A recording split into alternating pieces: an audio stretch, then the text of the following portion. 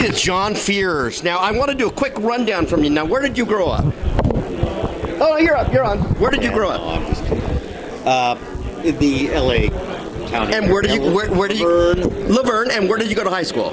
Bonita High School. Bonita High. Yeah. Now, right out of high school, did you decide to join the Army, or did you go to college? I went to college for a year. Okay. And what college was that? That was Mount San Antonio College in. I think it's in Walnut. But Walnut. Well, it's right there in that general area. And after a year, you're just going to what? Give like I was on the short list for Uncle Sam's draft. Okay. So I enlisted. So what year was that? That was 1967. 67. So you go find a Army recruiter and you say, I want to sign up? Pretty much. Pretty much. And so you go to basic training where? Fort Ord. Fort Ord. And what was your MOS? Infantry. Infantry. And so what do we do? We go to Vietnam? What happens? No, we went through the light, we went through basic training, then right. Light weapons infantry. Yep. Then I went to jump school. Oh, yep. Fort Benning. And then I went to Fort Bragg and started the process with Special Forces. And in the interim, I had applied for, taken the tests and whatnot for flight school. Oh, wait. So he's applying to the Warrant Officer Flight Program. Correct. And you're how old? 19? 20? 20? Yeah, 19. And do you get accepted? I did. And you go to Rucker? No. To Fort Walters. Fort Walters. Mm-hmm. Where's that? In Texas. It's, okay. Fort Walters. It's west of Dallas. West of Dallas. Area. So you go to walk school there. Yep. And then where do you go to your flight training? Well, no. Well, the walk training was in combination. So they're both combined. Yes. At that time, they're pretty in much 1967. combined. Yes. He doesn't look that old, folks, does he? I'm shocked. 1967, you go to walk Fort Walters, you go to flight school, and what aircraft are we flying? Okay, we're in the flight school. TH-55s. Still 55s. Oh, yeah. After primary flight school, yes, we either were transferred to Fort Rucker or to Savannah, Georgia, Fort Hunter Stewart. Wow. I did not go to Fort Rucker. I went to Hunter Stewart, and that's where we started flying the D model. D model Huey. Yes. Which is like a hotel. It's got, same thing. Yeah. Less power. Less power. Yeah. Okay, so you get your qual and you go where? Where you get orders to go where? Okay, so I was in the top 10% of my class at the time. He's not bragging, but okay. Well, this is a selection process. Yes. To go to an advanced aircraft system.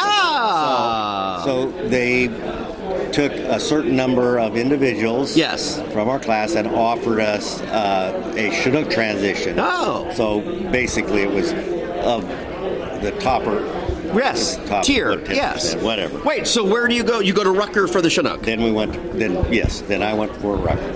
Wow, and how long? Chinook transition. And how long was that transition? Well, that's a good question. I think it was 5 weeks. And these are what the early model Chinooks. These are what Bravo? Yeah. Well, we were in Charlie. At that point, we were flying A's and B's. Yeah, these brand A models and B models. Yeah.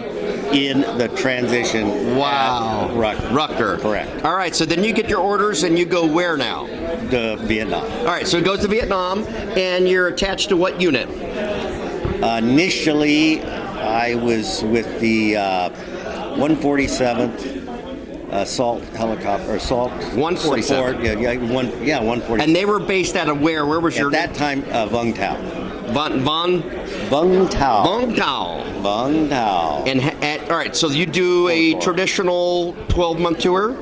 Well, we spent, I think, we were there for 3 or 4 months. Then they moved the unit to Canto. Vung Tau was a French resort town. Wow. Really historically, nice. Yeah.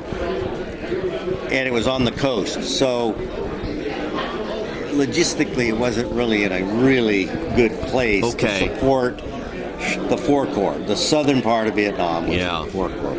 So they moved our unit to Can Tho, and Can Tho was an air base that, of course, the Army They were had. large enough to support the Chinooks. Well, yeah. No, it was a big full-on base. air base.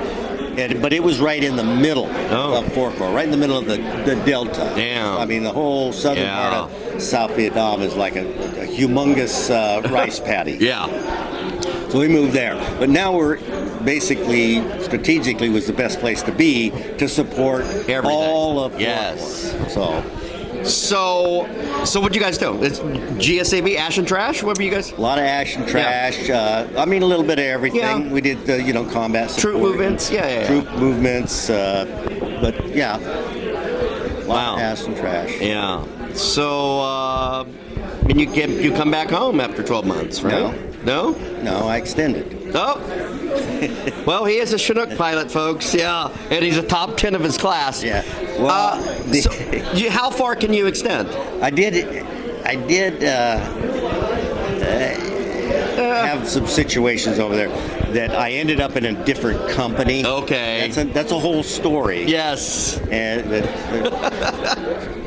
there's a few people out there. Bob Agee would be one of them, and Larry Fan would be another one involved in this Involved event. in this. But I ended up in a different company. The Hill Climbers, 171st, was a great company. I love that company. Nice. So once I completed my first year, then I extended and went to a company up in 2 Corps. 2 Corps. Mm-hmm.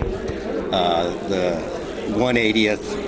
Oh, wow. Assault support helicopter That's company right. up there. I think that I know where this is going. Yeah. I don't know. So you saw a lot more fun, interesting stuff, more missions. Yeah. Completely different area. Yeah. Like I said, the first tour was in the Delta, which is, like I said, it's just one big, huge rice paddy. Went up in 2 Corps, gorgeous coastline, gorgeous country. It's jungle, the mountains. Very beautiful. Yes. Very different, terrain, geography. Yeah. Then what happened? Well, is that another 12-month extension? Yeah, It was. that was a 6-month extension. Oh, 6 months. Okay. And I had this little situation that we were talking about before that we didn't really talk about. Sorry, everyone's going, what is he talking about? That was a point of demarcation for me because I was going to stay in the Army as a career, and my status was indefinite. So that status was you don't have a date of separation. Correct. So at that point, I decided I'm not going to stay in the military. No. I want out. Oh, so with that status, the only way out was to write a letter of request to the department, the warrant officer branch, basically, at the Pentagon.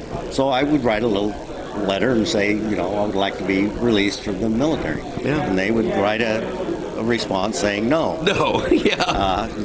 Your request is denied. Your request is denied. Our investment in you is greater than you haven't really fulfilled what we think you need. But that's fine. I didn't have a problem with it. So I said, well, I don't want to go back to the States. No.